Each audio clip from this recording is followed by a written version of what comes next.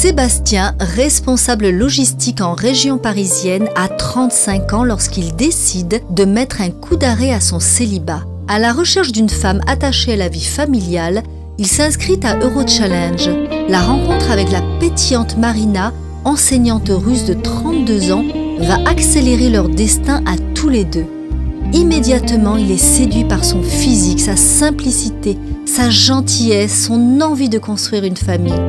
Et elle, par cet homme sincère avec qui elle pourra enfin s'épanouir et vivre une vraie passion. Après un an de vie commune, que de chemin parcouru.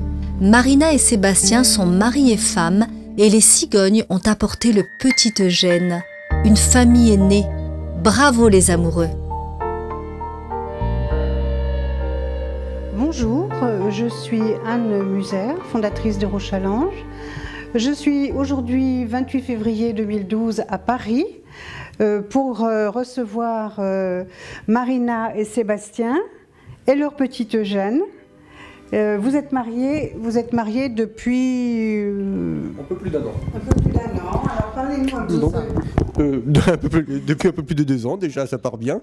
Nous sommes mariés il y a 2 ans, début février, c'est pour ça que, comme nous sommes le 28, j'ai un peu zappé la date. Oui, en plein hiver, à peu près 6 mois après notre rencontre environ. Vous souvenez-vous de votre date d'inscription, Sébastien ? Oui, puisque par un curieux hasard, ce n'était pas volontaire du tout, ça s'est passé une Saint-Valentin, c'est comme ça que je m'en souviens. D'ailleurs, je crois que j'en ai parlé dans une de mes premières lettres. C'était donc la Saint-Valentin d'il y a 3 ans. Et bon, est-ce que c'était un heureux présage? On peut le supposer. En fait, j'ai toujours été un piètre séducteur, et pour moi, une solution d'agence matrimoniale était idéale pour moi. Et après, de ce que je pouvais voir des agences matrimoniales franco-françaises, ça ne s'adressait pas forcément au type de personne que je suis. Et après, donc j'ai regardé dans les agences étrangères au cas où, il se trouve que la vôtre a la meilleure réputation. J'ai voulu avoir le mari français. Le premier, c'était ma passion envers la langue française. Pour moi, c'était très important de parler français dans la famille. Ce qui est impossible quand tu t'es marié avec le monsieur russe. Plus, j'ai voulu beaucoup avoir le bébé qui sera né dans le pays qui est beaucoup plus stable, avec le bon climat, avec la politique qui est beaucoup plus douce, plus démocratique. Mais oui, si comparé avec les situations russes, pour moi c'était très important. Et le but de mon mariage était de devenir maman. J'ai voulu beaucoup avoir le bébé et j'ai choisi... sauf bien sûr que j'ai regardé les qualités du caractère, par exemple. Pour le monsieur, moi, j'ai voulu que le monsieur me plaisait physiquement. C'est-à-dire, j'ai trouvé Sébastien un homme très attirant, très agréable, aux yeux bleus. À peu près comme j'ai voulu que mon bébé soit avec le temps. Et c'est la vérité, je ressemble beaucoup à son papa. Et il est très très très beau. Les hommes français sont plus agréables physiquement et plus attirants que les messieurs russes. Oh, bravo. Oui, c'est la vérité, oui. Je les trouve beaucoup plus intéressants avec les gestes, la manière de parler, la manière de manger. Je vais lui laisser raconter l'histoire du premier baiser, puisque tu racontes la petite anecdote avec le taxi, des choses comme ça? Non, je parle. Non? D'accord. Parce que, en fait, comme elle attendait ma venue, le baiser était dès que j'ai atterri sur le petit aéroport, dès l'arrivée. Et en fait... d'avion. Oui, bon, l'avion avait 2-3 heures de... Oui, mais bon, c'était un petit détail, donc forcément ça avait fait monter la pression. Et dans le taxi qui reliait l'aéroport à la ville, le taxi nous voyait tellement proche qu'il a dit « Ah, vous n'êtes pas vus depuis combien de temps êtes-vous mariés ?»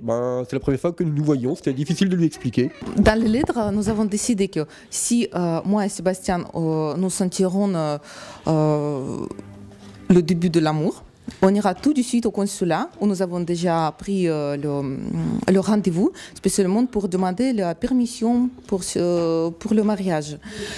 Et je me rappelle que dans 10 minutes après notre rencontre à l'aéroport, Sébastien a posé la question « On va à Pétersbourg quand ?» Et j'ai compris que pour lui, c'était déjà le début du sentiment. Voilà. En fait, on pensait que la période que les papiers s'effacent nous servirait de période de test, en quelque sorte. Comme les démarches sont assez longues, on s'est dit autant les entamer tout de suite, ça nous servira de... Pendant ce temps-là, ça nous apprendra à nous connaître, pendant ce temps-là. Qu'est-ce que vous diriez par rapport au rôle de Rochallenge? Qu'est-ce que vous diriez? Déjà, c'est très simple.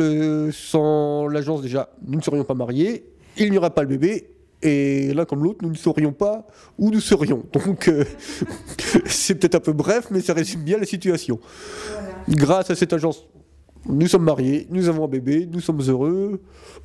On va essayer de vous faire une vie encore plus belle le maximum qu'on peut. Et... La vie continue grâce à vous. Vous avez des amis, vous, Sébastien, qui pleurnichent dans leur coin et qui n'osent pas faire la démarche que vous avez faite. Vous en avez? Oui. Qu'est-ce que vous leur dites à ces gens-là? J'en ai quelques-uns. Donc, ma femme pense c'est lesquels. On a même conseillé à venir dans une agence, mais il est vrai que pour beaucoup d'hommes, c'est encore dur cette étape. Chacun pense que un peu, je peux y arriver moi-même, ou j'ai pas besoin qu'on aide. Il y en a beaucoup qui pensent à ça. C'est fait pour les autres, mais pas pour moi. En quelque sorte. Il y a un amour... Quoi? Ils ont l'impression que c'est perdre de l'amour propre de venir dans une agence, alors que non, pas du tout. C'est juste... Du temps d'amour. Oui. Nous ne le cachons à personne que nous nous sommes rencontrés par une agence. On ne raconte pas des fausses histoires, on s'est croisés dans la rue. Non, non, non. On ne le cache à personne. Tant mieux. Grâce à cette agence, nous sommes heureux. Et il est vrai que pour beaucoup de personnes, ils ne se rendent pas compte de ça. Voilà. Eh bien, écoutez, merci pour votre sincérité. Voilà. Merci beaucoup.